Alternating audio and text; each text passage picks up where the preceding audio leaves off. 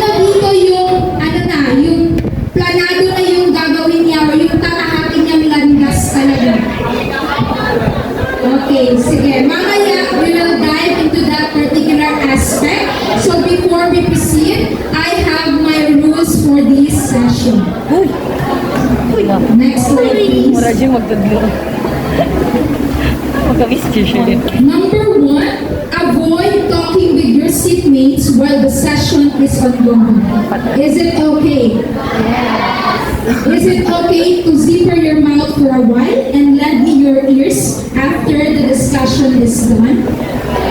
Number 2, stay on your seats. Unless kailangan talaga pumunta ng CR, you may ask permission to your advisor. Number 3, focus on the discussion. So kung imong katapat, sige pamuhit, ina sa keep quiet for a while. Okay. And number 4, raise your hand if you have queries. So don't answer me in chorus. So raise your hand to be recognized. Is it clear, MCA Yanks? Yes. Okay. So before we begin, I have here, next slide, sir. Energizer entitled Guess the Job. So I know you are already familiar with this type of energizer.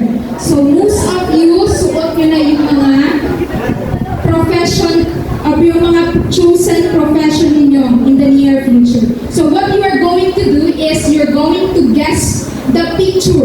What job is it? Are you ready? Next slide, Shin.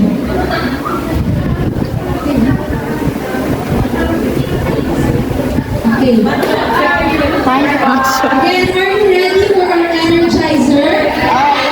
Okay, let's have number 1. Guess the job.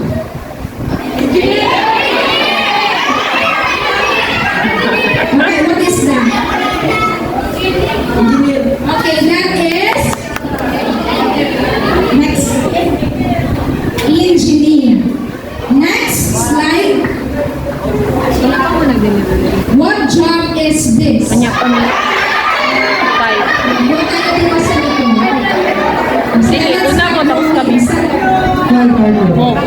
is it firefighter?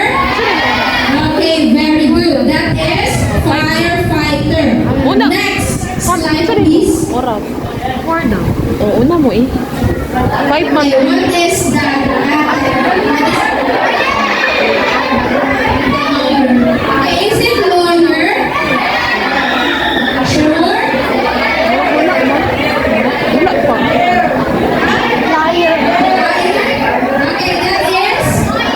Okay, that is lawyer. Next slide. How about that one? What is that? Give it a try. Come on.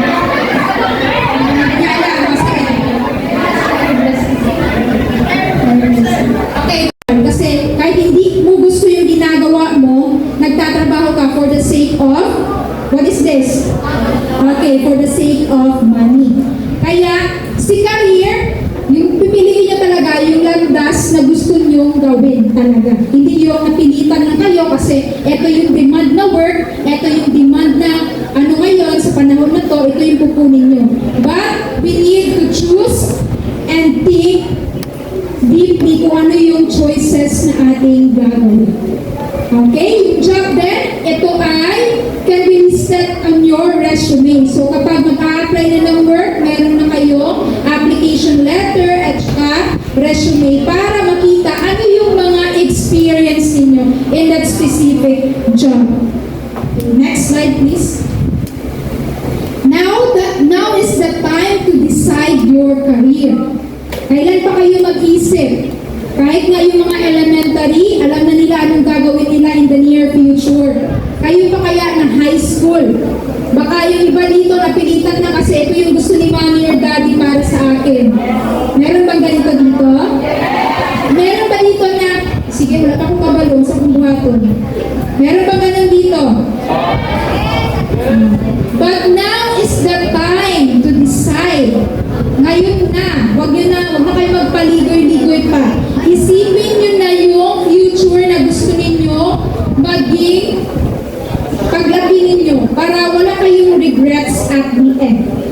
Next slide po. So we have here career development planning. So for the grade 7 and 8, we have the career exploration. So para kayong si Dora at Diego nito. You're going to explore what are your interests, what are your abilities, what are your talents and skills. So dito na stage pa lang or na level, di lang mo dagan-dagan, di lang sumbagay sa classroom, di lang kuhandira at chika-chika, but this is the time for you to prepare your future. Alamin nyo na ano yung gusto ninyo, ano yung ayaw ninyo sa sarili ninyo. Dapat kilala nyo yung sarili ninyo. Kasi hindi naman pwede na yung classmate nyo yung mag-explain ng side mo, di ba? Kasi sino lang ang nakakilala ng sarili mo? Ikaw lang, di ba, mismo? So, kailangan mong kilalanin yung sarili mo at kailangan mong pagpunan ng pansin yung mga pangarap mo. For the grade 9, we have the career goal setting. In this stage or in this grade level, dapat meron na kayong goals. It's either short term or long term, basta meron kayong goals na gusto ninyong ma-achieve. When we say short term, ibig sabihin 3 to 4 months, dapat ma-achieve nyo na yun. When we say long term, 4 years, up to how many years dapat achievable yung inyong goals na inyong inilagay o inyong binabalak na gawin. Okay, sit properly everyone. I know, sleepy na yung iba.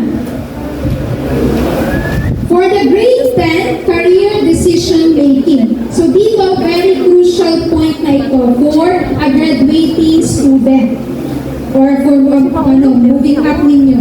So dito napapasok yung senior high school track and strand. Saan ba yung dito yung mga grade 10 ngayon? Alam niyo na ba anong track inyong pipiliin? Are you sure with that particular track? Ay, mas kayo, pag-abot ito, nagmahal ko nga ng mali na ay for my family. Titignan natin kung hanggang saan yung kaya nyo dyan, di ba? So, dyan kayo makakasa. So, good for you if you already know what track and strand you're going to choose para sa grade 11. Kasi mahirap na kapag i-shift naman kayo ng inyong strand pagdating nyo na senior high school. So, for the grade 11, career pathing. Ibig sabihin, alignment na sa inyong strand na kinuha in preparation sa inyong grade 12. So, pagdating nyo ng grade 11, dito na yung mga possible courses na gusto nyong kunin pagdating nyo ng college. So, for the grade 12, career preparation na. Ito na yung in preparation sa inyong world of employment. Papasok na kayo sa mundo ng trabaho. Hindi na kayo mag-aaral. But what are you going to do is lahat ng knowledge, skills, and talents na nakuha nyo during your school years, you will be able to apply and develop that one pagdating ninyo na college. So that is character development, which in mag-exit na kayo sa senior high school ninyo at marami na kayong adjustments na gagawin sa inyong buhay. Next slide please. So for the grade 10, pakyaw lang tayo. We have the academic track. Meron tayong ABM, Youth, STEM, and GAS. So for ABM, pwede dito yung mga courses na accounting, business ad, entrepreneurship, tourism, at HRM. So for the youths, dito naman yung mga psychology, sociology, political science, language, communication, and education. And for the STEM, ito yung mga engineering courses.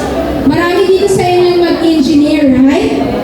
And yung mga medical field din, andito rin sa STEM na strand. So I do hope the grade 10 will have a proper, yung mapili talaga nila yung gusto nilang maging paglaki mo. Okay, next slide po. Now, the importance of career planning. Bakit ba mahalaga magplano tayo ng ating career? Bakit habang bata pa, kailangan natin magplano?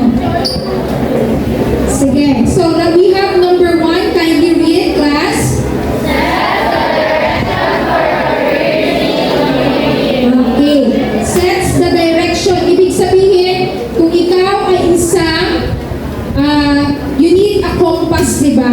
Para alam mo kung saan ka pupunta. So, kung gusto mo yung maabot yung mga pangarap mo, you need to have this firm direction and firm decision making. Hindi lang pwede for the sake at aning course kung kwaon. Pagka next sem mo, shift na pagkaglain. Diba? So, marami yung nasayang na opportunities, time, and also money. Next, draws boundaries and time limits. Yun yung sabi ko, na kapag firm ka na sa decision planning mo or sa career na tatahakin mo, alam mo na yung kukunin mo at saka hindi ka na mag-aaksaya pa ng panahon. Kasi you are straight na. Kumbaga parang trend lang, dire-diretso yung takbo ng buhay mo. Hindi ka na paikot-ikot or palikot-likot kasi hindi mo alam yung gagawin mo. Next, clear mindset and achieve goal set.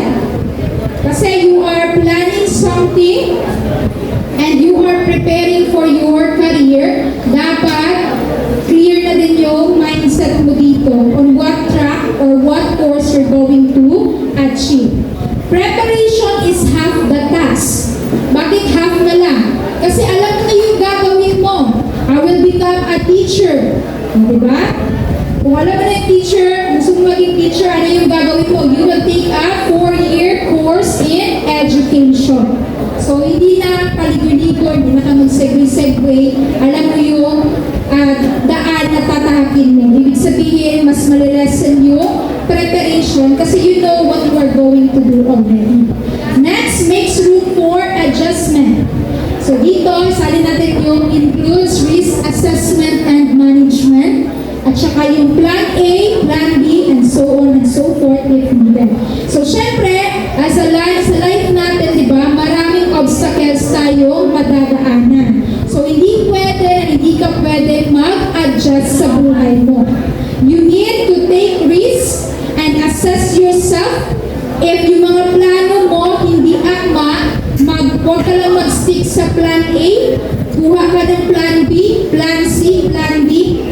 So, huwag manginayang or huwag ma-disappoint if hindi nakuha yung particular goals na gusto.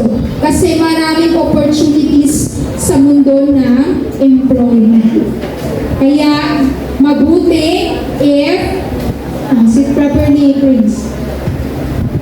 Mabuti, pag-isipan ng mabuti yung ating landas na tatahakin. Next slide po. Now, we have these SMART goals. So, we have this SMART, specific, measurable, attainable, relevant, and timely.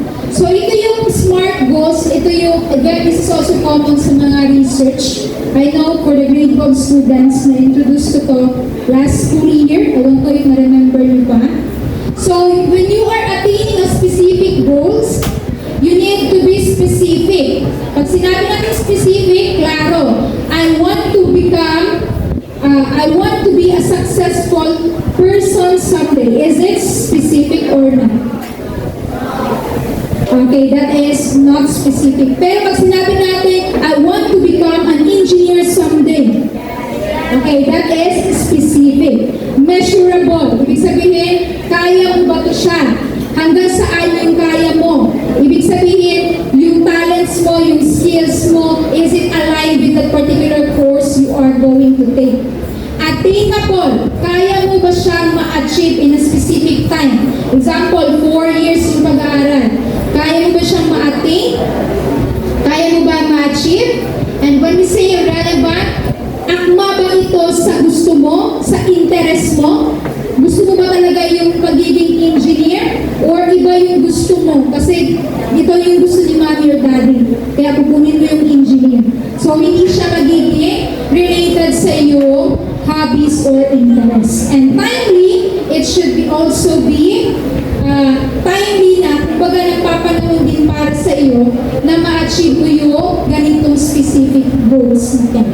Okay, we have a quote in the picture, a goal without a plan is just a wish.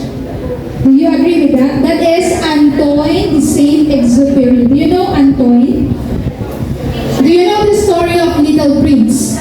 Okay, he is the author of that particular book. So a goal without a plan is just a wish. When we say a goal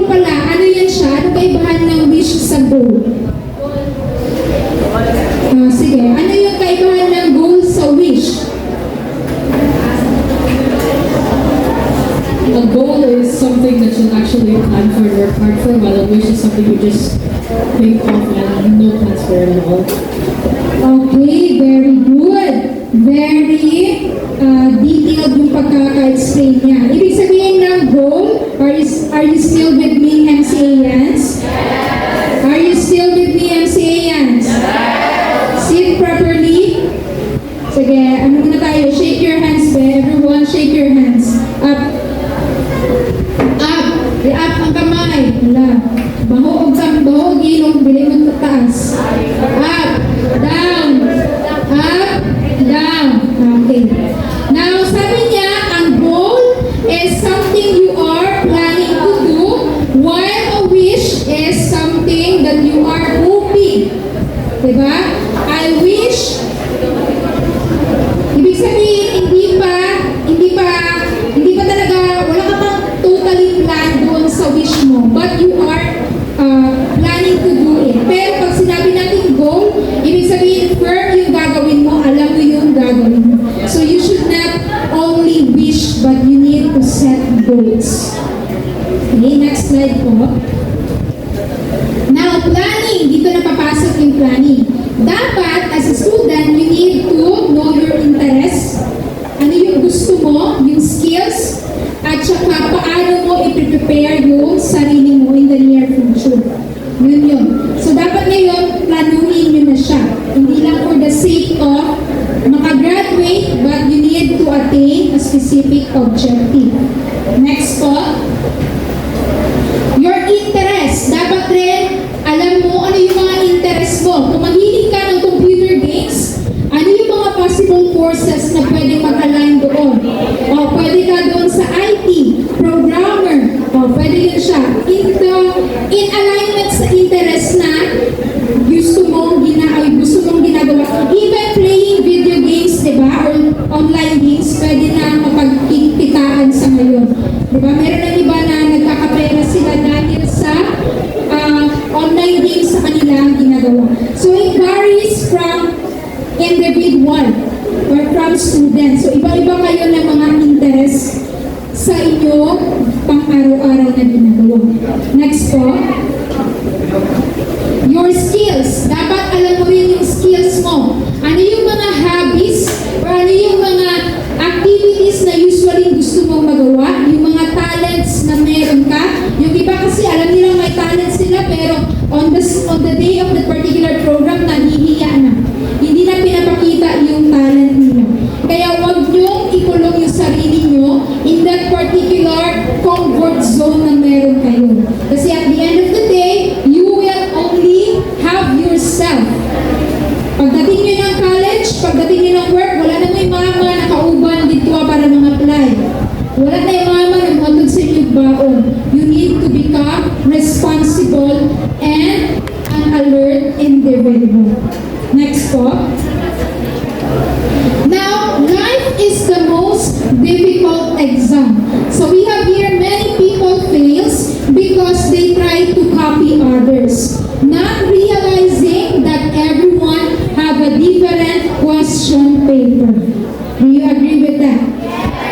Kaya yung mga tao, bawal mainggit talaga. Or kung maaari, huwag kayong mainggit sa kapwa nyo, sa kaklase nyo, or huwag kayong maging competitive na dapat malamangan ko si Kuan or Kanin. Kasi at the end of the day, you only have yourself as your competitor.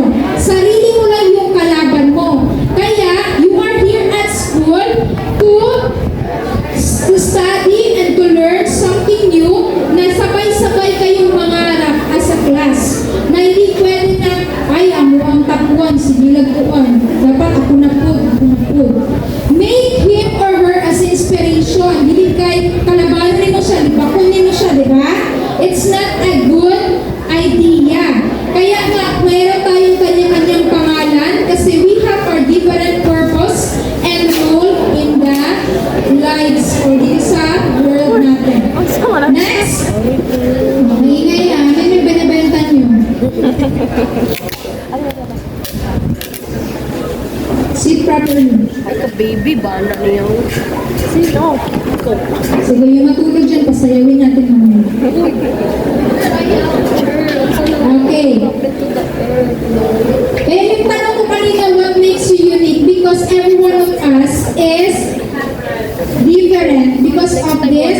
people intelligence, says by Howard Gardner. Kaya hindi ko pwede sabihin na yung classmate mo na mahihayin siya. Maaaring mahihayin siya, pero matalino pala siya sa drawing. Diba?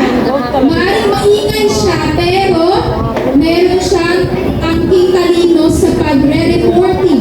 So, iba-iba kayo ng kakayahan, kaya huwag nyo i-judge yung bawat isa or yung kapintasan ng bawat isa ninyo. Lalo na sa loob ng classroom, sure, kaaway ko ni Kuwan, kay Kuwan daw ko, pangit daw ko gamit, sure, So, before you mock others, look at yourself first.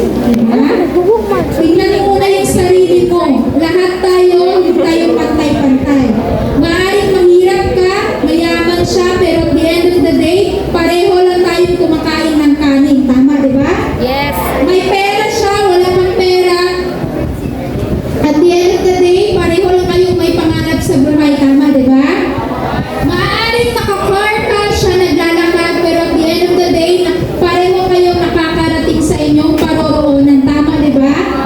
So that success doesn't rely on the material things or those tangible things na nakikita nyo lang. When I say tangible, yung nakahawakan. Ano ba ang success para sa inyo? Ito ba yung maraming pera? May car? Oh. Yes? Oh. For some, they believe in that particular success. Yes? No question is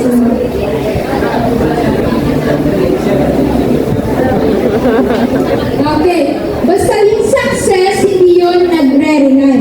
But most of the time, people concluded that success always come in the form of money, but in reality, it doesn't, or it mean, yung meaning niya beyond for that. So why is career exploration important? So dito, malalaman natin bakit importante talaga. Next slide po. Ano yung consequences kapag hindi ka nagplano talaga, especially pagdating nyo ng college? Okay, you are unprepared. Okay, andito sa ating slides. Specifically, this is for the grade 12 students. Pagdating nyo ng college, kapag unprepared kayo, you are prone to switching majors or courses. Hindi ko alam ano yung gusto nyo. Mag-take down po ba ng HRM. Pagdating nyo sa HRM na course, hindi mo pala gusto yung magluto. Doon lang na-realize, ginutay kayo kuan. Wala kayo talent sa luto. Kaya pero yung sunod ang itlog. Itlog na lang ganay, nabatok pa. Diba? Uy, mag-iba-iba na. Okay, so you are prone to switching majors. Next, the feeling of being trapped in a major. Feeling nyo, mo naman doon hindi mo nila mamagpapa, hindi na lang po, hantod sa makagraduate lang po. But you don't like that particular course. Diba? So kasi hindi ka man nagplano, ano yung gusto mong gawin sa buhay mo. Next, college transfer. Nakita mo yung classmates mo andun sa Ramon Magsaysay. Ikaw naaka sa, for example, sa MSU. Nangyari kasi ito sa akin, class. Way back when I was in college years, kwento ko na lang saglit. During my grade 10 years, sa amin dyan sa trade, I was from trade. Okay, listen. We are 5, yung circle of friends ko, 5 kami. So lahat kami nag-take kami ng SASE exam. So we are planning na, dali sabay-sabay magkaon kasi ganun di ba na, naman gina. Pag high school, sabay di ako, nagaling siya, kita na iyan ang anana. Pagdating ng result, hindi sila nakapasa. Sa lahat, sa section namin, ako lang yung nag-iisa nakapasa ng SASE exam. That is, masaya kayo no, pero at that time sa akin, hindi ako masaya. Bakit? Kasi yung friends ko, hindi ko makakasama. Eh, paano? Second option nila, Ramon Magsaysay sila. Sige. Eh ako, wala kang ganyan. Hindi ko afford yung tuition ng Ramon Magsaysay. Kaya nag-take ako ng MSU para maging scholar. Para maging, matupad ko yung pangarap ko na maging isang teacher. Pero, Pero nakaka-relate ako dito sa consequences na to kasi most of my classmates nag-college transfer sila because they are unprepared. Hindi nila alam yung ginagawa nila. For the sake of take lang sila ng take. Then, siguro, dahil na sila kwarta, mayroon ako isang classmate na nakatatlong shift pa siya na course niya bago siya graduate. So, ilang years din siya bago nakagraduate. So, yun yung magiging consequence if hindi mo paplanuhin na maaga yung future mo. Drop out. Ito siya, hindi ka na plano. Kaya yung subjects na to, i-drop out mo. Kasi ayaw mo yung subject na yun kasi math. Ayaw mo pumasok doon. Kasi kaya ka nag-take ng course ito kasi akala mo walang math. Diba? Next, extended years in school. Instead na mag-graduate ka ng 4 years, it will take you 6 years pa bago makagraduate.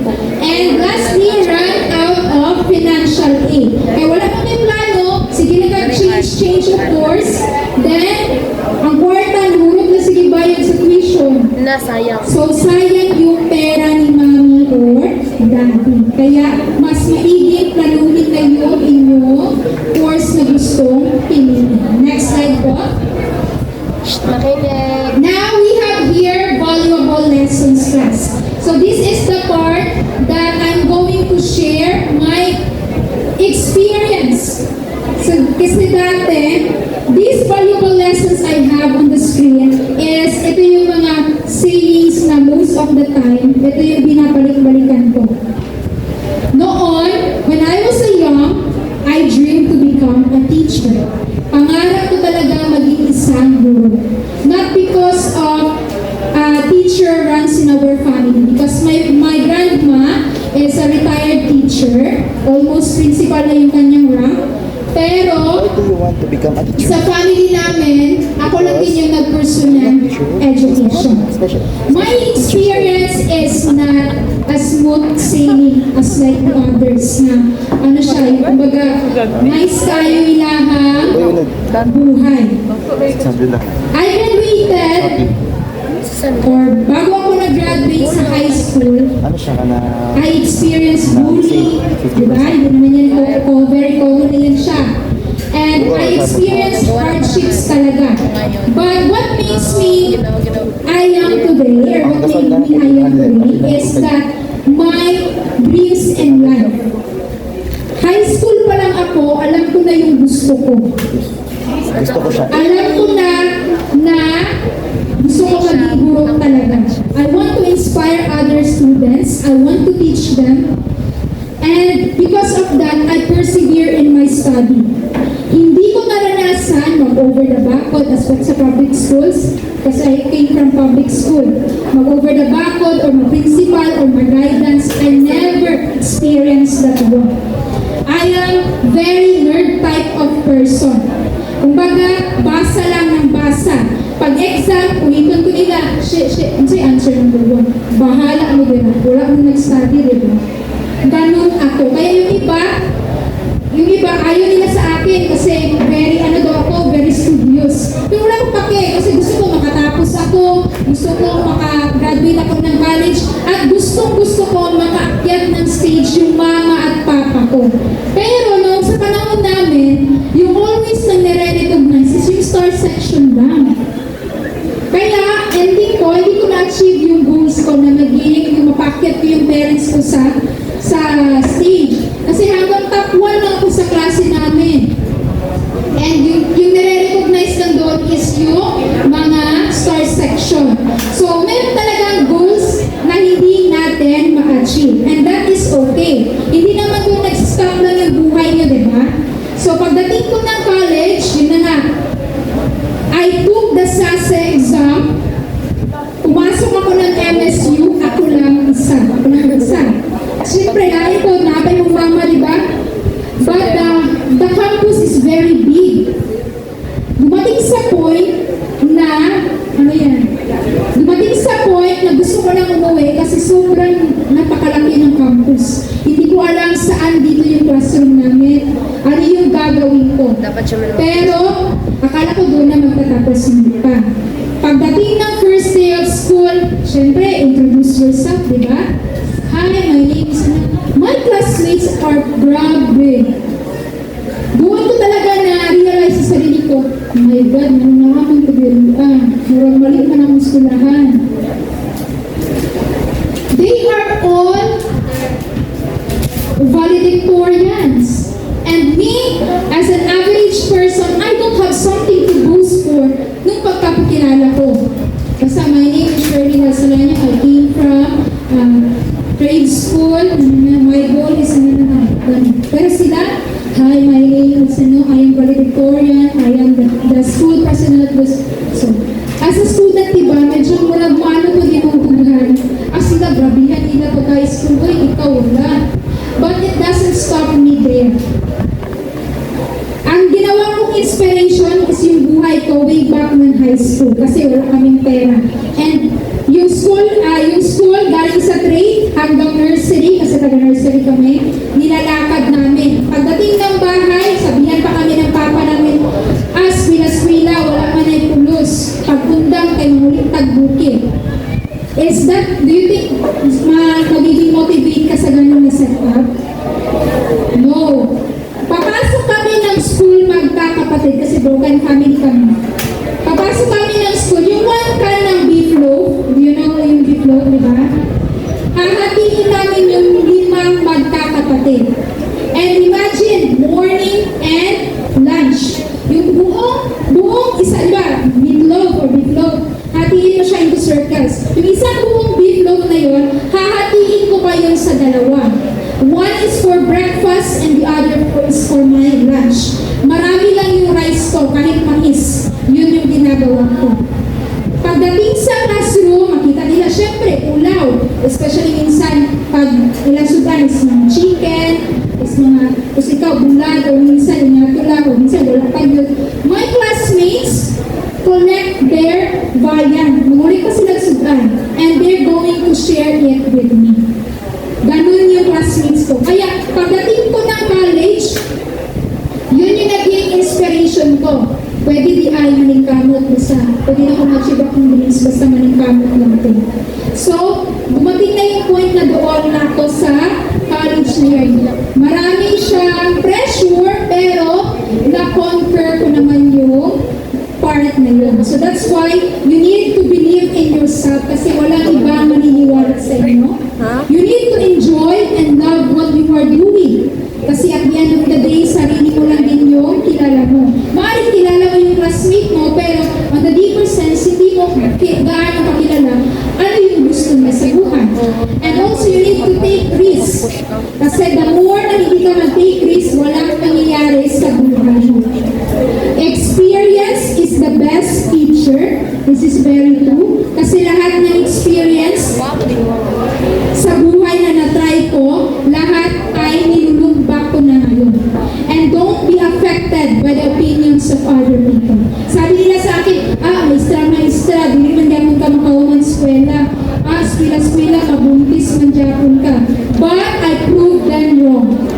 Kaya, nakapagtapos ako ng pag-aaral, straight talaga, 4 years course. 4 years talaga.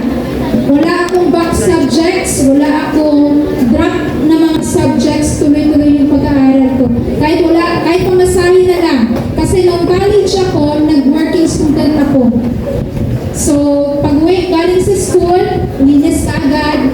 Then, early in the morning, magano na naman, 5 o'clock, gising na naman. So, kahit ano sabihin ng ibang tao, kapag may pangarap ka, sundin mo yung gusto mo. Huwag ka magpapapekto sa kanila. Kasi at the end of the day, no matter what you're going to do, is it good or bad, meron at meron pa rin sila masasabi sa inyo. And you cannot control what other people will talk about you. Pero you will control how will you react on that particular situation. Okay, next po.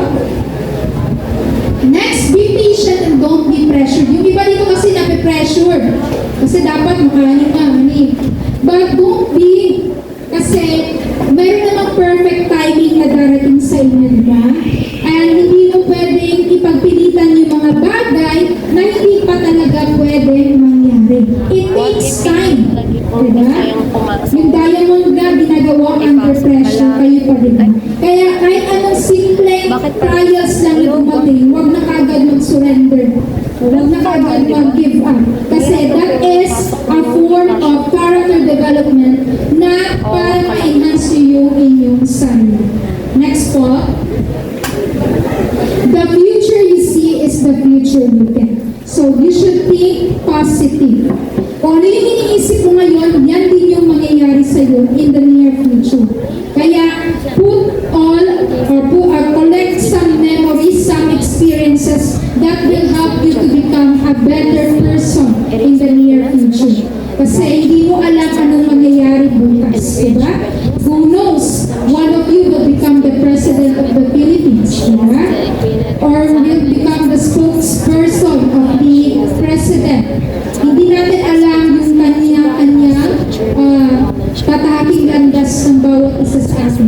You know, Duterte, diba? Alam niyo sa speech niya na lahat na nagtatrabaho sa kanya valedictorian. Pero ngayon siya, ano naman siya,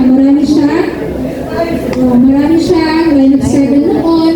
Kaya huwag niyo i-underestimate yung classmates niyo yung bawat isa. But it doesn't mean then na hindi ka na rin mag-aaral ng mahigi. Kasi education also is a factor. Kaya ka nag-aaral para ma-enhance yung sarili mo. Okay, next po. Find a role model. This is a good one. If your environment is a very toxic, do you think pipili ka pa doon ng role model? Hindi na syempre. Unless gugustuhin mo. If palahubugin mo uncle, gusto niya mo siya gayahon, what will be your future? Okay, ganun din. But if your father is a good seaman or a good engineer, knows how to handle people, and you really admire him, so you will become like him in the future. Diba? So, magiging role model mo siya. So, in my case naman, I took up education because I really wanted to. But education is a very broad course, diba? Pwede siya sa elementary, pwede siya sa education. But what makes me choose English subject or the English? Ganito. Sino dito ayaw ng English? Ayaw dito nahihiya magsalita ng English. We all know that English is not our native language. Second language lang natin siya. But what makes me choose that English is because way back high school, I have this teacher of mine, very, very fluent magsalita ng English. Very detailed when mag-teach siya ng English. Wow. But what made me inspired to become like her is the way she motivates her students. Kaya doon ko nakuha yung sinasabi ko sa sarili ko na kahit hindi ako yung pinakamatalino na guro, but I will be the best motivator or teacher in my students. Ganun yung naging mantra ko. Kaya yung teacher na yun hanggang ngayon, naging role model ko siya. Hindi ko siya nakalimutan kasi marami siya naibahagi sa akin na mga kaalaman na nagamit ko rin in this kind of my career. But it doesn't mean that I am already successful now, ha? Dati kasi meron mga timeline tayo na iniisip na dapat at the age of 25, may bahay na. May bahay na, may trabaho na, may asawa na, may anak na, ganun-ganun. But I am 25 right now and none of those things ay meron ako. But it doesn't mean I am sad. Diba? It doesn't mean that your goals or your plans hindi mo na-achieve, you will surrender already. It doesn't mean na wala mo pa nakuha yun, magsistop na yung world mo. Hindi ganun. You need to continue and fight for your dreams. Kasi darating yung time na ikaw na lang talaga yung susubukin ng panahon. And for the last slide, start right now. So wala nang iba pa, kundi magsimula kayo ngayon. As what the theme of this career, embrace your future today. Today is the time kasi hindi natin alam hanggang kailan man tayo dito sa mundo. And we need to seize those times